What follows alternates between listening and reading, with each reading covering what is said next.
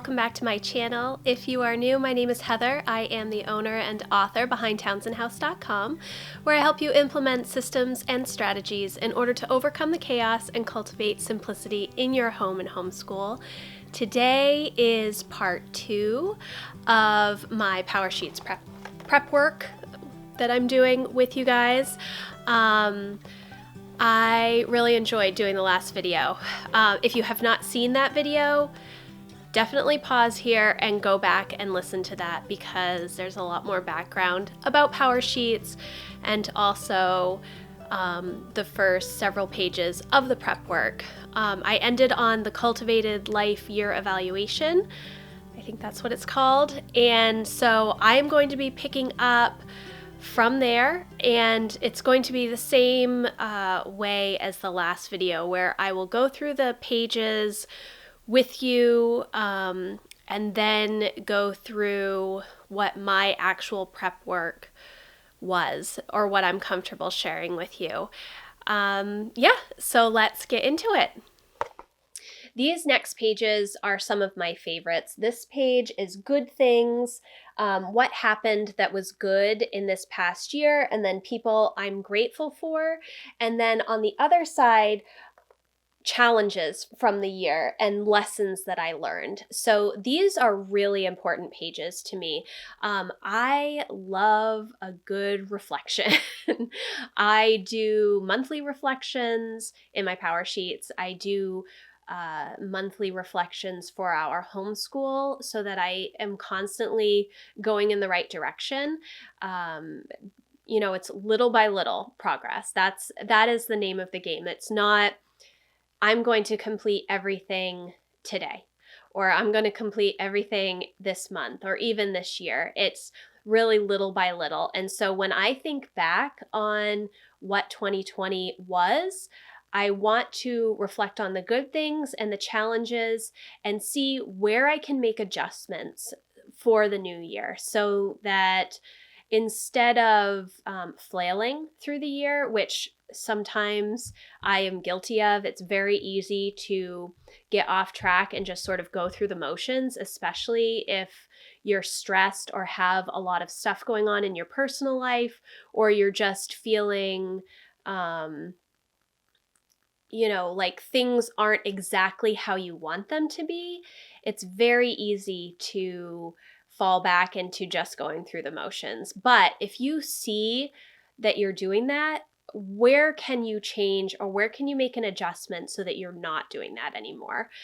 So the next section is who I really am, and I'm moving past fear. And this is really to think about, what box do you put yourself into? I know that one of the examples that Laura has given in the past is that she told herself she wasn't a money person. So she did not handle money well, and that was a box that she put herself in. Instead of saying, I'm going to work towards better financial management in these specific areas, and these are the steps that I'm going to take, she just wrote it off as, I'm not good with money, so I can't improve myself with money.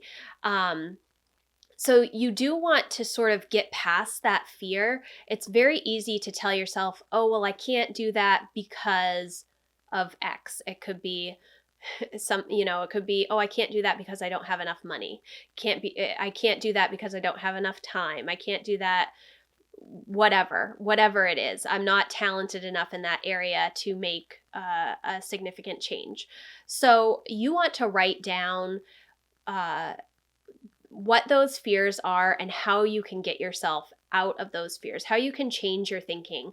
It just takes a little change in thinking in order to be able to start making progress. So I definitely, I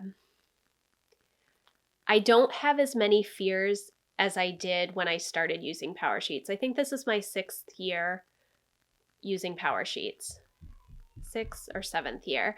And the fears that I had, 5 years ago are not existent anymore, because I've spent so much time working on self-reflection and making sure that I know I am not those things. I am exactly who I'm supposed to be, and if it's something that I want to work on, I'm not going to let fear get in my way. So, this page can be a struggle for a lot of people because sometimes you don't know what you're fearful of, or sometimes you have been telling yourself that you're not good enough for so long you don't even realize that you're doing it. So this section may take a little while to get through.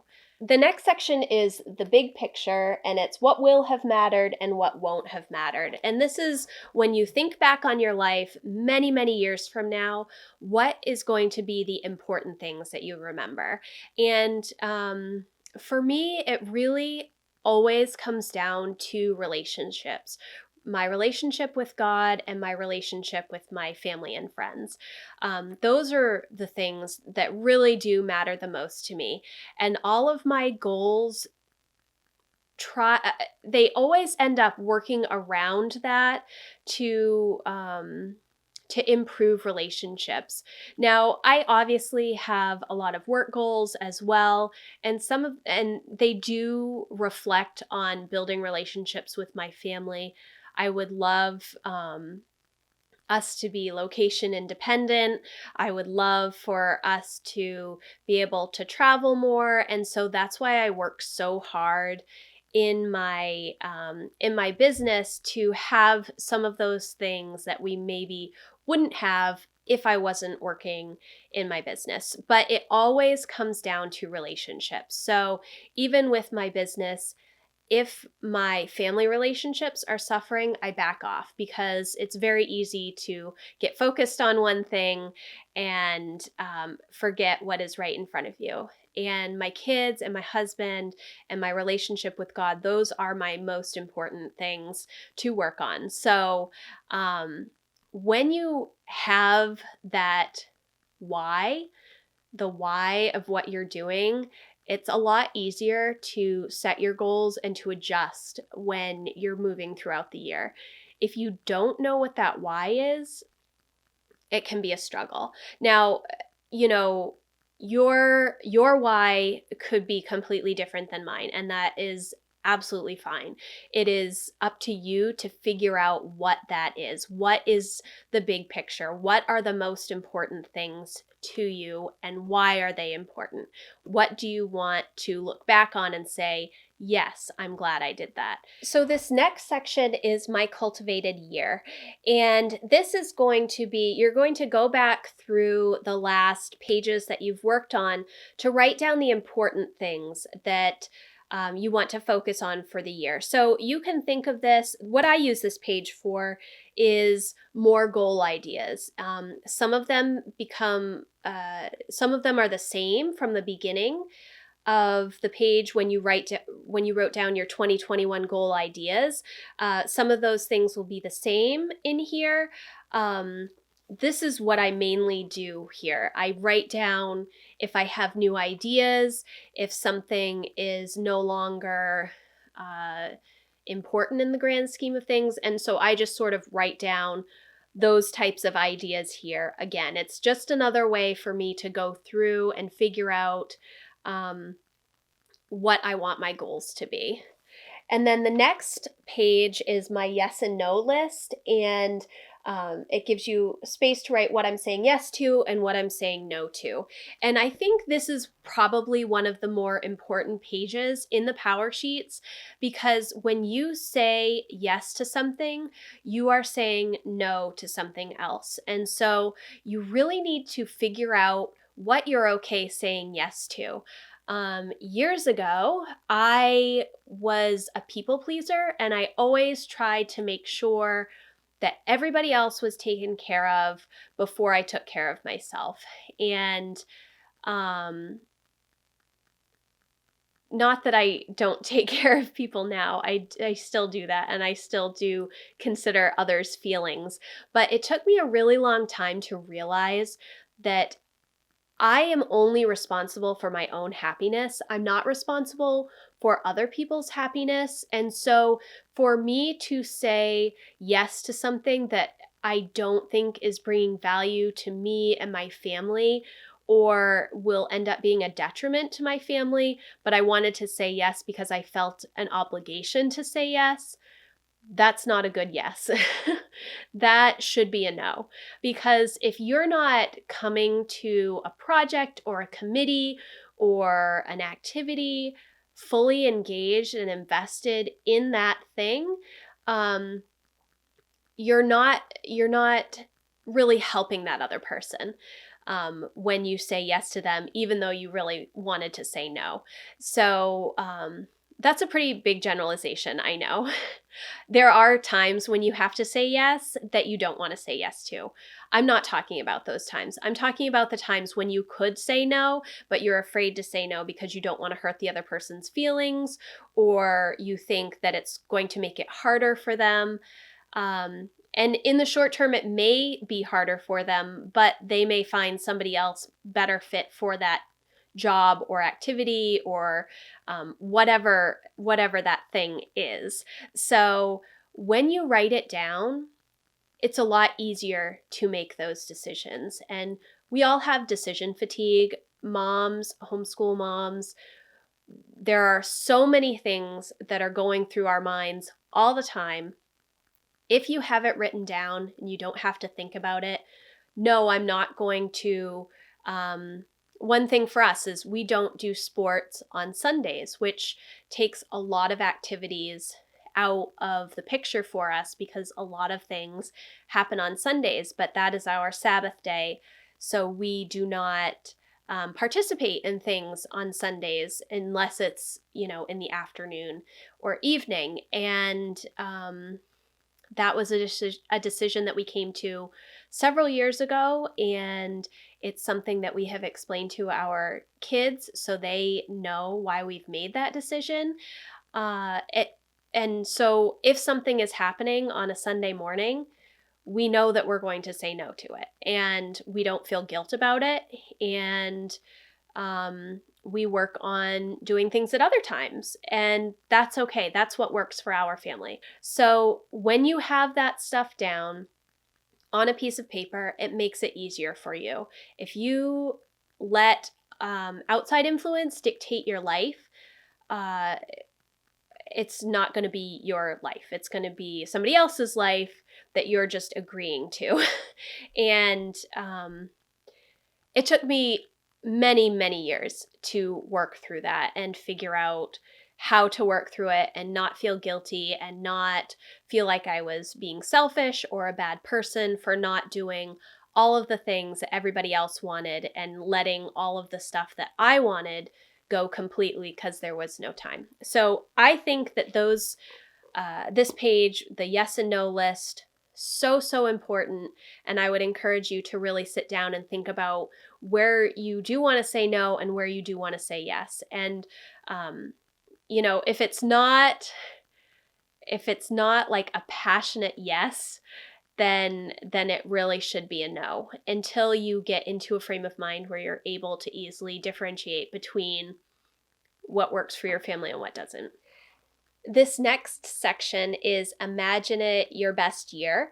And this is really great because this year they have pages where you can pull the information from, which is new this year. So when you're going through and filling in these words, you will have a reference point back in the PowerSheets Prep to go through. The next couple of pages are about how to set goals the Cultivate way. So this is really important information that you want to read through. I know that a lot of people struggle with coming up with the right wording for goals and figuring out action plans. I would really recommend reading the 12-week year if you do struggle with this. I might... It's a book that I've read several times, and I might reread it just so that I can help you move through your goal setting when I sit down to do my goals as well. So, but if you have not read that book, I definitely recommend it. I think it is geared more towards business than personal goals, but the examples and the way they frame things on how to do goals in 90-day chunks rather than a year or longer is very, very helpful. So If you have not read that, I would definitely look into that. So then we're going to come to rough draft of yearly goals. You want to go back and go through all of your prep work and see if there are themes that are sticking out to you.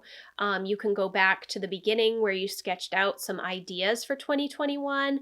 And then you can also look back at page 18, My Cultivated Year, to find some other ideas. And you're just going to write out 1 to 8 yearly goals.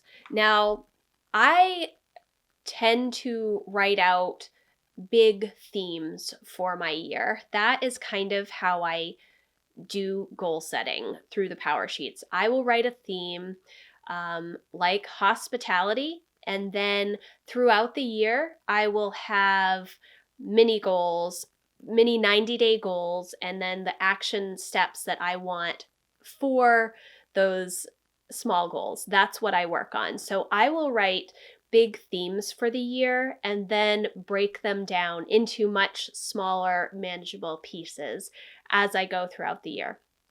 So if I write hospitality, I can write, have a family over for dinner once a month, or do a game night with the kids once a month.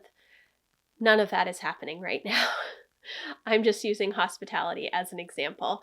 Hosting Bible study, or having a homeschool mother's tea or something like that. There's all kinds of different options. So I will write a theme, the different themes that I want to work on for the year.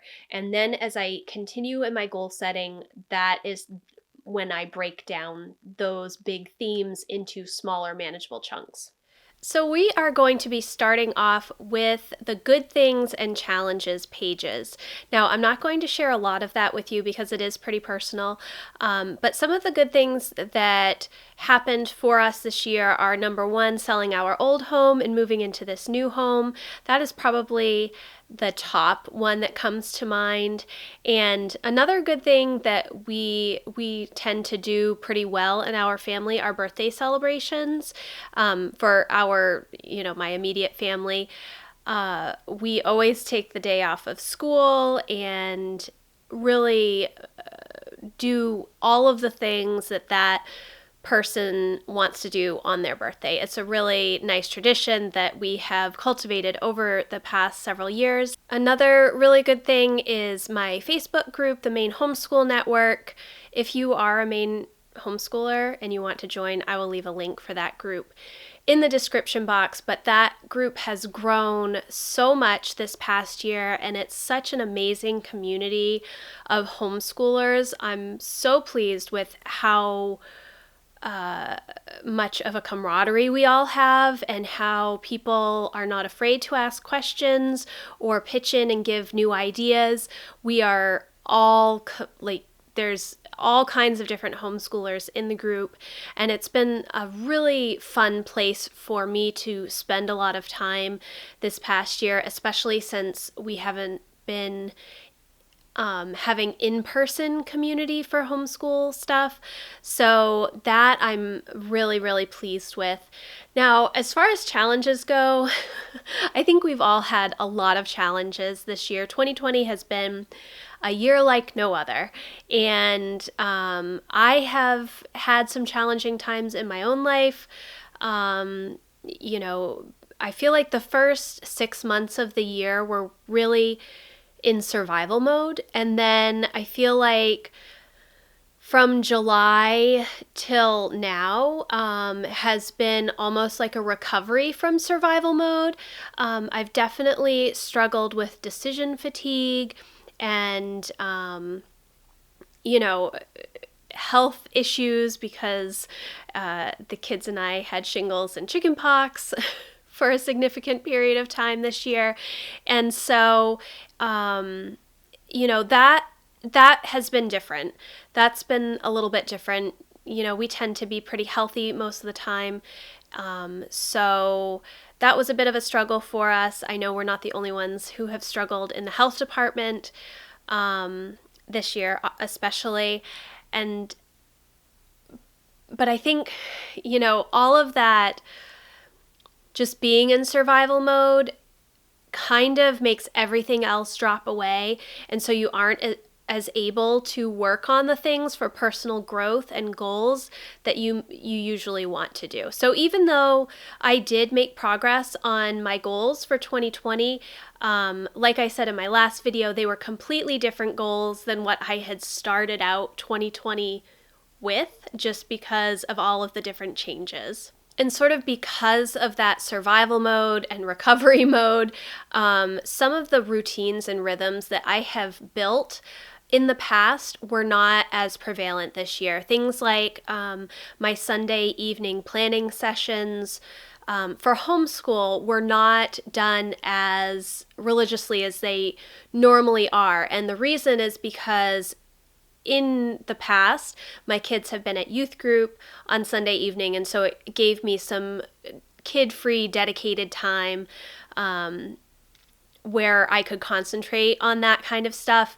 I was still doing planning, but it wasn't as well executed because I was doing momming as well, so I need to work on a lot of rhythms. That's what I'm seeing in my prep work so far. I noticed that I am having some decision fatigue with some of the things that I've listed out, and rhythms and routines really help decrease decision fatigue for me because they are just expected. And when it's a rhythm that you just automatically do, habits and habit stacking,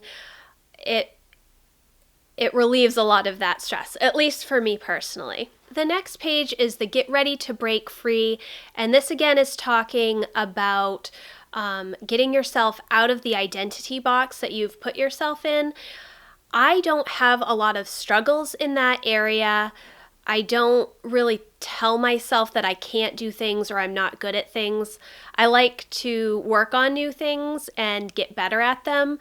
So I may not be great at video editing, but I continue to try and really enjoy the process. So I don't have a whole lot here. The things that, mainly came to mind for me are things like, I can't do this because we don't have enough money, or I can't do this because I don't have enough time. Those are the two things. And,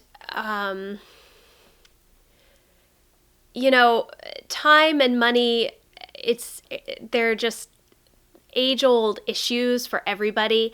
Everybody's going to have a different comfort level. I definitely prioritize based on how much time it will take me or what the time it will take to recover from that thing will be. I'm pretty good at time management now. I wasn't always good at time management, but now I can look at different activities or things that I want to do, and I know how much time we have. And I may not be as much of a free spirit in that way. Like I can't just say on Saturday morning, oh, let's go camping for the rest of the weekend. Whereas my husband probably could do that. And I think that's just because I think about all of the preparation that goes into it.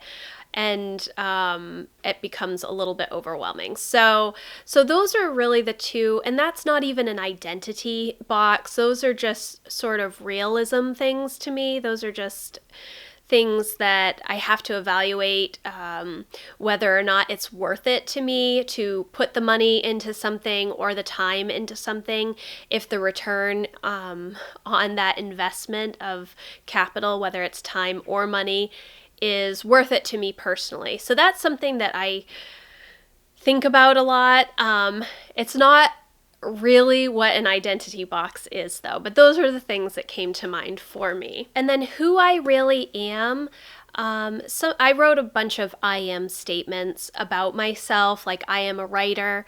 I know that years ago, bloggers never really considered themselves writers because it was a different kind of, it wasn't like you were writing a book.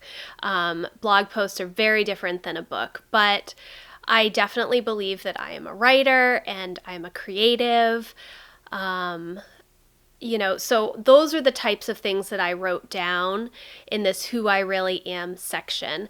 For I'm moving past fear, the main things that I fear are related to the growth and education of my children. So I don't want to fail them. And I think that's pretty typical of most homeschool moms or moms in general or parents in general. You don't want to fail your kids.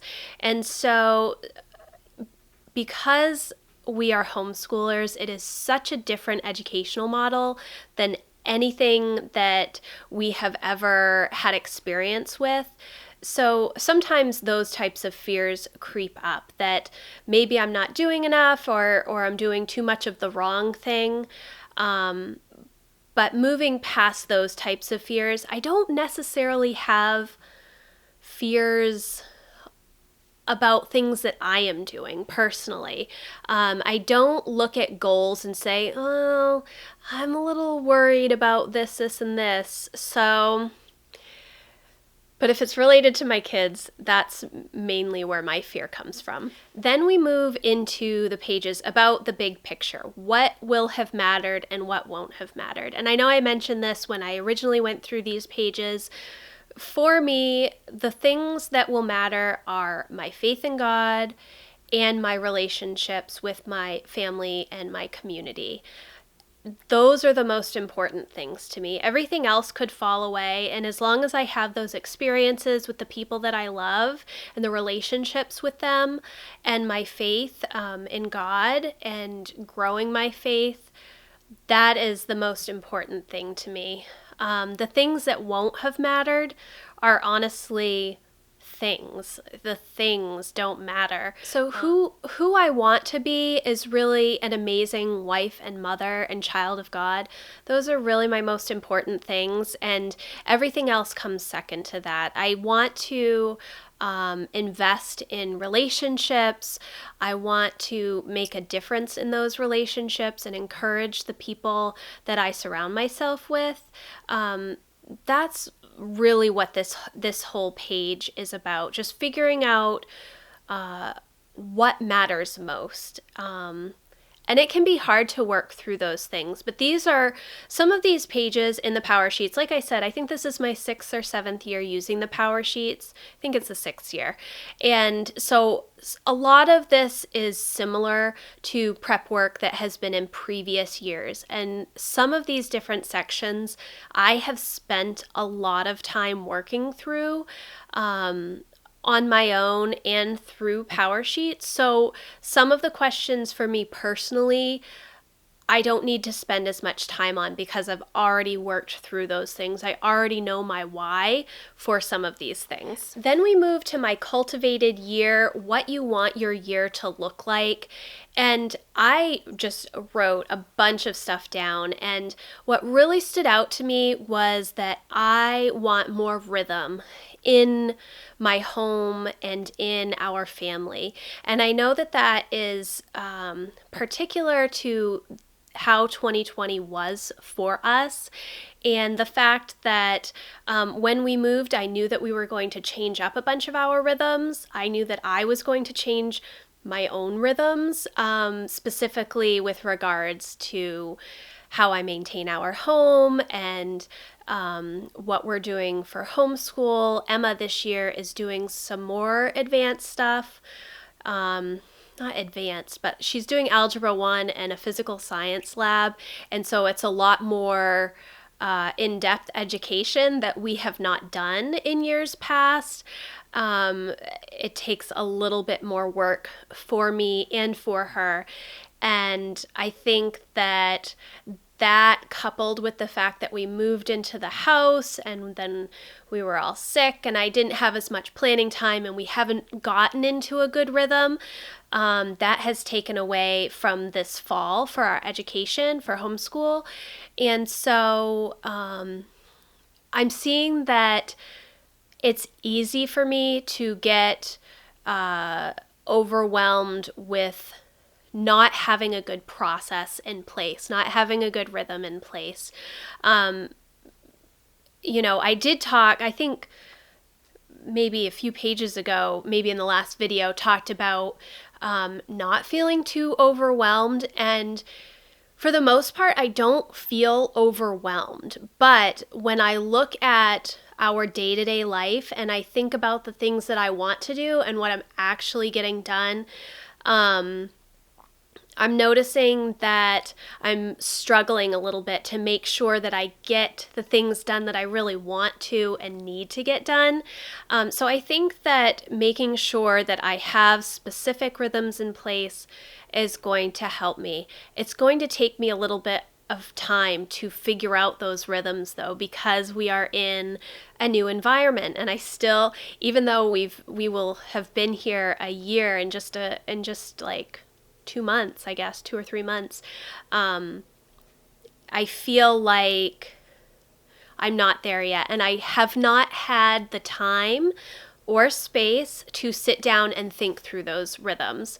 And that is probably the biggest struggle for me right now, because I have not felt like I could give time to that because we've been homeschooling and because some of the homeschool stuff has been a little more challenging for me to work through. Not challenging in a bad way, but just challenging for both Emma and I to work through together and learn together. So I'm noticing decision fatigue. I'm noticing rhythm and routine. I'm noticing relationships and wanting to have community in a time when we can't really have in-person community. So those are some of the themes that are sticking out to me right now. The next page is one of the most important in my book. It's your yes and no list. And I've said decision fatigue several times in this video already, but this list really helps you to have less decision fatigue because you have already laid out what you will willingly say yes to and what you are definitely saying no to. Now, in the moment, you can always change your mind. You can always say, I have to think about it. You can always say, no, ask me again another time. But having this list of what I will say yes to and what I'll say no to, I think is pretty important. Especially if you struggle with saying no to people outside of your individual needs, etc. So, for example, some of the things that I'm saying yes to are rhythms and routines. I've talked about this already a lot. Adventure, creative hospitality, committing to de-own. I think I talked about this in part 1, de-own versus just decluttering. Oftentimes when we declutter, we end up buying, replacing those things either with something similar later on or with something else. So instead of just decluttering and then letting things creep back into your home, committing to de-own so that you don't have more than you actually need. Another thing on my yes list is reading for pleasure and not just education. I love to read. I love reading so much. It's probably my favorite hobby. And I really do love nonfiction, and I love to research, and I love news. And over the past several years, I think I have spent most of my time reading nonfiction, reading educational resources, reading about homeschooling, which I definitely enjoy. I definitely do enjoy that, but I don't spend a lot of time reading fiction for pleasure, to just unwind and read for the sake of reading. And I think that part of that is because I'm constantly wanting to learn and grow. That is one of my strengths from the Strengths Finder education. So I'm constantly looking for new ideas to work on and work through. But I had to give myself permission, especially the past, month and a half, since like the middle of October, it's okay for me to sit down in the afternoon and read a book for pleasure. It doesn't always have to be something for educational benefit. And I read a lot to my kids, and a lot of those books are fiction and enjoyable to read, but they are reading for my kids' education. So taking some time to read for myself, I started reading before bed, which I do generally anyways, but just random books that I will find on Kindle Unlimited, instead of always trying to read The Brave Learner or Charlotte Mason Companion or Wild and Free, all great books and helpful books that I love, but not necessarily getting lost in a story. So that is one of the things that I'm saying yes to this year. I'm going to say yes to more knitting and sewing. Those are two things that I love to do, and I used to knit and sew all the time when Emma and Jack were little. I think up until Jack was about 4, it's probably I stopped knitting and sewing as much when I had Lucy. And I want to start incorporating that again. My kids love knitting and sewing. They would do handcrafts with me all afternoon, every day, if they could. So I have been cleaning out my office and finding all of my craft supplies, all my yarn and fabric and needles, etc. And I'm hoping to set up a space in the basement specifically for those crafting supplies. And I want to start doing that again. I feel like over the past several years, I spend most of my free time working or learning for myself, which are great things, but I'm realizing, especially this year, that I need to step back and enjoy some of my hobbies instead of just always working. Not that I don't enjoy the work, but I need some more downtime. I think that's what I'm learning as I go through the process this year. Some of the things that I'm saying no to is saying I can't because of time or money. That has been a reoccurring thing that I have written down throughout my PowerSheets, but I did put it on my no list this year.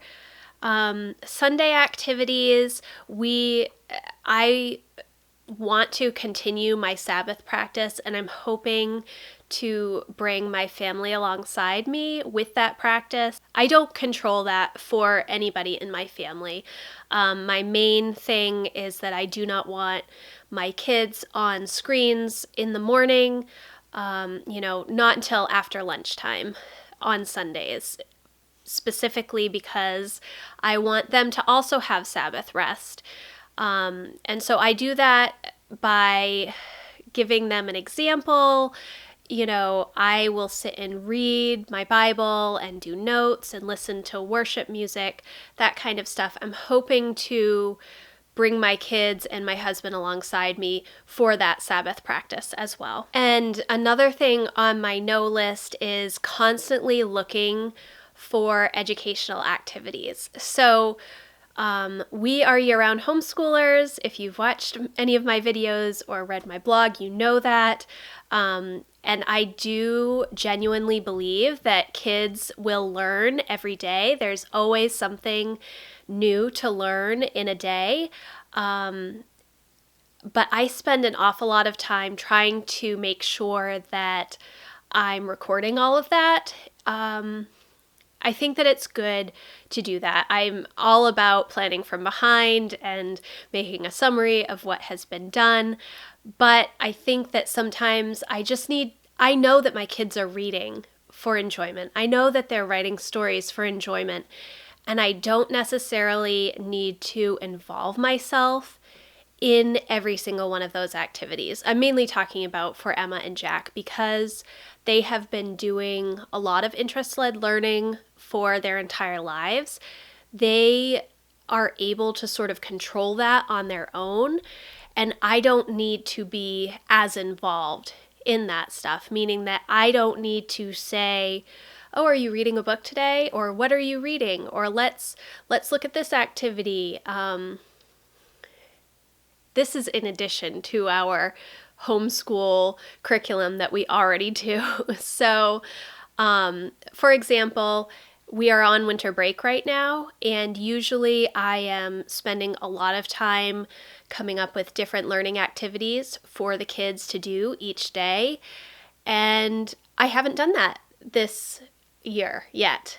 They are still doing stuff each day, and we are doing, Advent and crafting, and the kids are reading, and we're reading some fun books, but I took a lot of pressure off of myself because I knew that I needed this time to just sort of sit and work on PowerSheets and think about 2021 and really rest, which I don't feel like I've had a lot of time to do this year, even though we've been home so much. So just giving myself permission to take a step back and not get stressed about all of the things, all of the learning things, I think is helpful. So that is another no on my list. So then we get to Imagine It, Your Best Year, and this page has reference points throughout the PowerSheets, so you can go back and fill in this whole, think of it as very creative, goal-oriented Mad Libs, so that you can write in exactly what you're thinking. Some of the areas in my life that most need to be cultivated are, and that would come from that Cultivated Year evaluation. I renamed some of those categories. So 3 of the areas: home and rhythm, creative hospitality, and adventure/recreation. Those are some of the things that I'm thinking about concentrating on this year. And then you're into the rough draft of your yearly goals. And that's where I'm going to end today because I have not written out my actual goals yet, but I do have some themes that I will go over with you. Create a life-giving home. I read Sally Clarkson's Life-Giving Home book when it first came out. I've read The Life-Giving Table, The Life-Giving Parent, all amazing books, and really show the type of family culture that I want to cultivate in my home for my family. This is something that I had thought about doing for 2020, and it has been something that I have worked on a little bit. However, the different things that I had listed as like action steps for 2020 obviously changed because we moved houses. So create a life-giving home. That is definitely going to be one of my goals for 2021. That is going to include exploring traditions and seasonal living and things that we want to have together as a family. I will have homeschool related goals. Things like making sure I have a good homeschool rhythm. I want to continue planning out my Sunday night planning sessions for homeschool. I want to make sure that I'm taking the time to sit down with Emma and go through her work that's expected of her throughout the week, and really just get into a good homeschool rhythm. What are we going to do? I do tend to have the tendency to plan too much. I'm hoping that I can figure out a way to make it so I only plan for 4 days instead of for 5 days. It's very hard for me to not plan a 5-day week. Not that we wouldn't school for 5 days, just only plan work Monday through Thursday and have Friday as Friday fun day. And for any extra work that was not completed Monday through Thursday. I have not figured out a way to do that yet. What ends up happening is I always schedule stuff on Fridays. I have been trying to lighten the load on Fridays this entire first term of the 2020-2021 homeschool year. Not extremely successfully though. So that is something that I want to work on for next year. Another goal that I'm going to have is to grow Townsend House and grow the Townsend House community. I have so many ideas. I have gotten off track this past year, maybe 2019 as well. I haven't had as much dedicated time in the mornings for work because this year I took my morning time as self-care time because I needed it, and that's okay. It's hard to run a business and be a homeschool mom, or just run a business and be a mom from home. So because you have all of the home stuff that you need to do as well as the business stuff. So I need to work on some content strategy stuff that I talked about before, having more dedicated blocks of time for specific work tasks. That's another thing because I have not given myself as much time for that this year as I have in years past. And like I said, it was needed, but I'm going to adjust some of that for 2021. Another goal idea that I have is adulting. And I don't really like that phrase, or I don't really like that word, but it conveys exactly what I'm talking about. And when I say adulting, I'm talking about all of the hard stuff that I don't want to deal with. And that would be life insurance. That would be creating a will. That would be home inventories and food inventories and, that type of stuff that really needs to be done. It needed to be done when we first had children, but they have not been done. And it's hard for me personally to deal with. I'm very emotional about thinking about those types of things. Death in general is not something, it's not a positive thing, but they are things that just need to be done, tasks that need to be completed and checked off. So I have this adulting category. I'm not sure what will eventually end up being on that category or in that category, but it is on my rough draft list. Another place is adventure. I've said adventure a few different times. I want to be able to give my kids more adventure, even though we do not know what's going on for 2021 yet. So I talked in part 1 about, we can't plan a trip to Disney World, but we can plan a trip to the lake or to Acadia or something local. So it is changing my thinking as to what adventure is and what we can do together as a family. So I definitely want to be more intentional about that time. And then that leads right into planning, not floundering. And so I want to make sure that I have planned out my year better. I want to cultivate my calendar. Things like putting my planning days down ahead of time is a big step in the right direction. Usually the last Thursday of the month, I will set aside for PowerSheets, for thinking about the month ahead. That means thinking about birthdays or birthday cards that I need to send out, or activities that we have going on. It's things like budget meetings with my husband. It's being intentional about specific weekends, because what can happen is we get to the weekend and I just have a ton of stuff to do around the house, and Matt has a ton of stuff to do outside the house, like in the yard and working on the tree house, or running errands, or whatever it is, and then the weekend will get away from us. So if we can intentionally plan ahead of time when we can have time out of the house, instead of being pretty spur of the moment, usually that's what I try to do.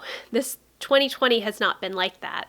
And so I need to get back to those types of things for 2021. And then finance is another one on my list. And that is mainly, I've talked a lot about, I think this video particularly, I've noticed that I've said money a lot, that I don't think that I can do that because of money.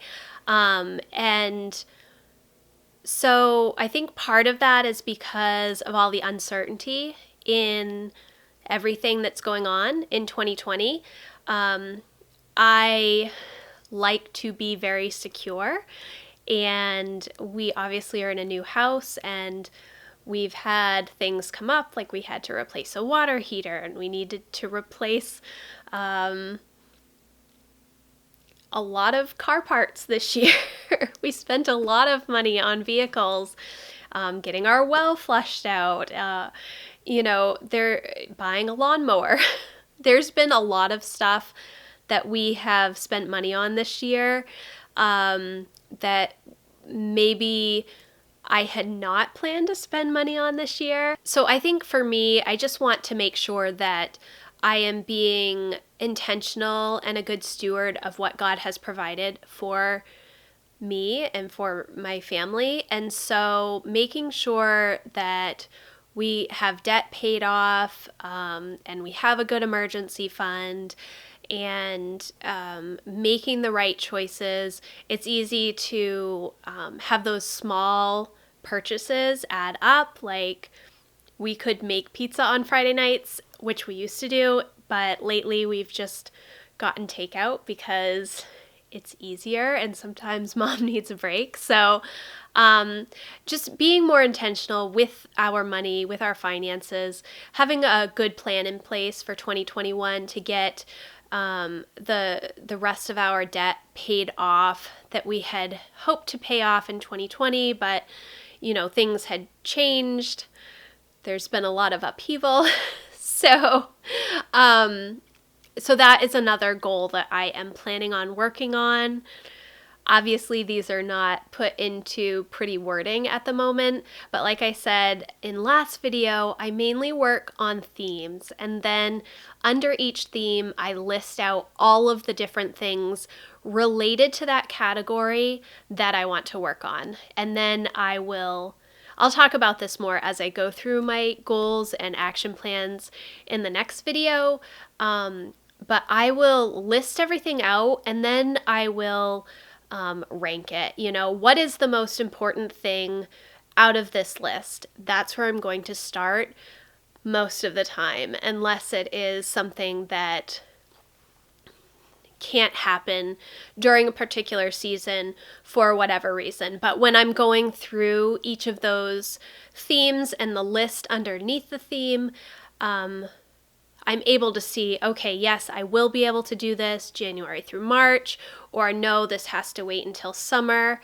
but we will get there. So that is where I'm going to end today. Another very long video. I appreciate everybody who emailed me after the first video. It was very encouraging, so thank you so much. Like I said, this is a very personal process, and I hope that hearing me talk through some of my ideas is helpful to you. Again, if you have questions, please email me. My contact will be in the description box. You can just click and email me, and I will get back to you as soon as I can. And I'm really excited about 2021.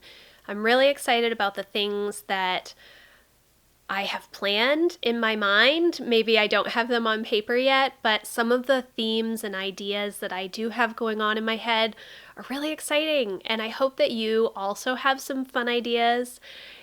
And yeah, so thank you guys for watching, and I will see you in the next video. Bye, guys.